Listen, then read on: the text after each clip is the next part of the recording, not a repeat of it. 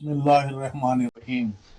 ساری حمد اللہ کے لیے ہے جس کی تعریف بیان کرنے والے پوری طرح نہیں کر سکتے، جس کی نعمتوں کو گننے والے گن نہیں سکتے، اور جس کا حق ادا کرنے والے اس کا پورا حق ادا نہیں کر سکتے۔ عقلیں اس کے وجود کی گہرائی تک نہیں پہنچ سکتی، اور خیالات یا تصور اس کی حدوں کو نہیں سمجھ سکتے۔ جو اس کی تعریف میں حد طے کرے اس نے اسے محدود کر دیا، جو اسے محدود کرے اس نے اسے گن لیا، اور جو اسے گن لے اس نے اس کی لاتعداد کا انکار کیا۔ وہ ایسا ہے جو ہمیشہ سے ہے اور ہمیشہ رہے گا، اس کا کوئی ابتدا نہیں، کوئی انتہا نہیں۔ ذہن اپنی سوچ سے اس کی حقیقت کو نہیں سمجھ سکتے، اور ہاتھ اسے چھو کر نہیں پا سکتے۔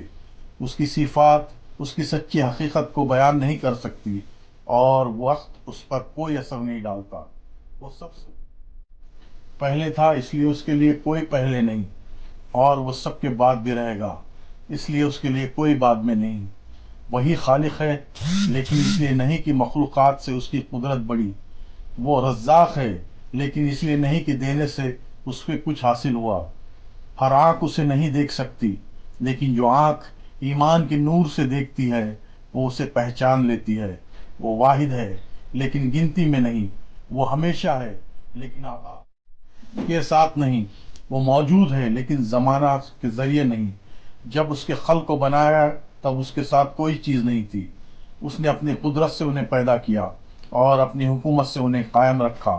اس نے مخلوقات کو اپنی قدرت سے بنایا بنا کسی مثال کے، اور اپنی حکمت سے انہیں مکمل کیا۔ پھر اس نے ہوا کو چلایا، اسے قوت دی اور جہاں تک چاہا اسے بھیجا۔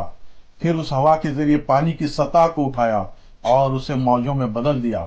پھر اس نے ان موجوں کو قوت سے ہلایا اور ان کے اوپر ہوا کے جھونکے چلائے۔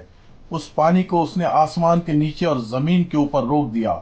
پھر اس نے ہوا کو حکم دیا کہ پانی کو زور سے اٹھائے، تو اس نے لہروں کے ساتھ پانی کو اوپر اٹھایا۔ اس نے پانی کے اندر سے جھاگ نکالا جسے جما کر اس نے آسمان بنایا۔ اس آسمان کو اس نے 7 آسمانوں میں تقسیم کر دیا اور ہر ایک کو اس کی حد اور جگہ دی، اور سب